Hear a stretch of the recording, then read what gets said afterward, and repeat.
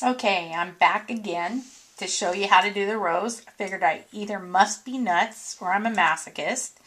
I'm working with the Glamour and the Glamour Cernet in the green color. I can't remember. I think it's mint or something. And this is the Glamour Pink, light pink. And this is the heart that we made yesterday. It was yesterday for me. Anyway, here you can see the texture in it. So I also remembered to take off the cover off the lens so that I would have a clearer picture and easier to focus. These are Kemper cutters. My husband sells those too. This is clayfactory.net, and this is a 3/8 inch, might be half inch. Might be half inch, but I believe it's a 3/8 inch teardrop cutter, and we're going to use that to make the veining in the leaves on the heart that hold the rose. And so first of all, I've got a little piece of green here, and I'm rolling 1/4 inch balls of the green. I roll everything into a ball first to make sure it's nice and smooth, and then roll it into a teardrop. See that? And I'll place one here. And then I'm going to do the other one. Roll it into a teardrop, and I'll put this off just a little bit. I take the back of the blade. This is a Kemper tool also. It's S as in Sam, B as in boy, slicing blade on the Clay Factory. Under Kemper Tools, page 8. So I make the center vein with the back of the blade. Please be careful. This blade is really, really sharp. It will cut you. Okay? And then what I'm going to do is I'm going to take the point of my teardrop and mark,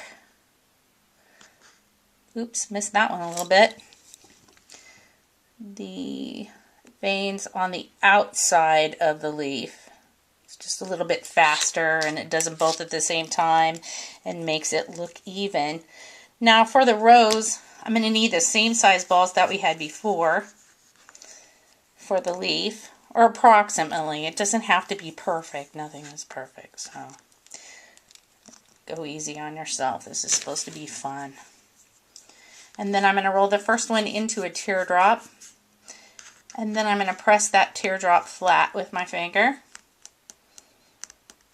Okay, and I'll move these out of my way. And then I'm going to gather up the bottom here and roll it. Can you see that? Okay, I'll roll it just up. Only rolling against the bottom of the piece. That gives me a nice little center, like that.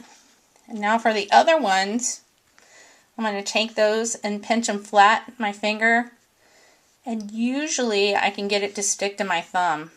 And what you want to do is just push it against it like that.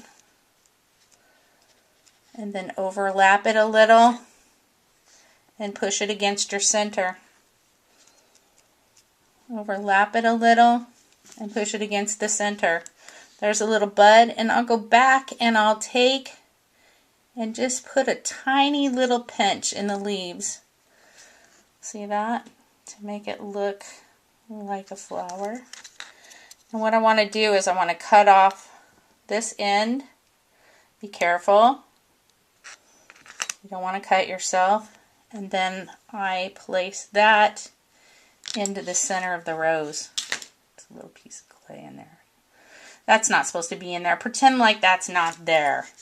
Okay, and you want to press it down evenly. Sometimes you can take a tool and work underneath there, but that's how you make the rose with the leaves on the hearts. Now I'm going to bake this in my oven, and I use a home oven. I don't use a toaster oven, at 275 degrees, even though it says 265 on the package. I prefer 275.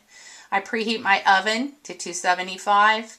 Put the piece in the oven for a half an hour, shut off the oven, and let it cool down in there till I can touch it. And then it's good to go, and then I can stain it. And those instructions on the staining are or antiquing, whatever you want to call it, that I'm using the white neo-opaque paint. Now I also carry that. My husband also carries that at theclayfactory.net.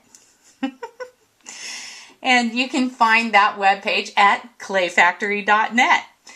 So I hope this helps you with the flower. It makes it much easier when you see it than it does when I'm writing the instructions. I realize that. So I went ahead and made this video. Hopefully it is better than the last one. We're not underwater anymore. We're working on land now. Bye-bye.